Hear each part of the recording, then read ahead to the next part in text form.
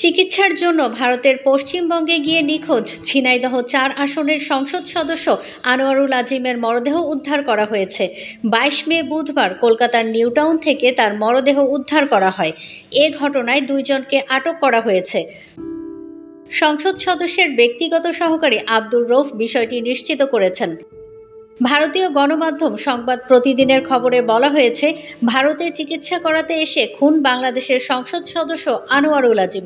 গত ৮ দিন ধরে নিখোঁজ থাকার পর নিউটাউন থেকে উদ্ধার হলো বাংলাদেশের আওয়ামী লীগের ৩ বারের সংসদ সদস্যের মৃতদেহ। এই ঘটনায় রীতিমতো শোরগোল শুরু হয়েছে দুই দেশের কূটনৈতিক মহলে।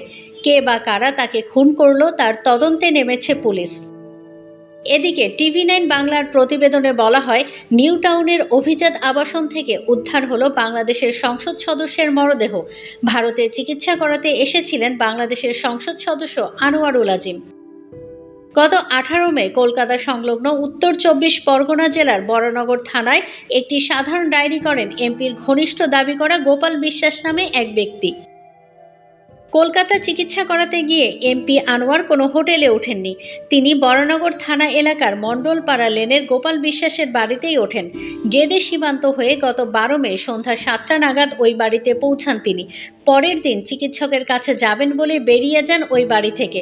শেষবার বরানগর বিধান পার্ক এলাকার কলকাতা পাবলিক স্কুলের সামনে থেকে তাকে গাড়িতেও উঠতে দেখা গেছে। তবে নিউটাউন সঞ্জীবা গার্ডেনে কবে বা কিভাবে এলেন তা জানা যায়নি। চলতি মাসের ১২ তারিখ চিকিৎসার জন্য পশ্চিমবঙ্গে যান আনোয়ারুল। ১৬ মে দিল্লি যাওয়ার কথা জানানোর পর থেকে নিখোঁজ তিনি। আনোয়ারুল আজিম ঝিনাইদহ ৪ আসনে আওয়ামী লীগের সংসদ সদস্য। ২০১৪, ২০১৮ ও ২০২৪ সালে টানা ৩ বার সংসদ সদস্য নির্বাচিত হন আনার।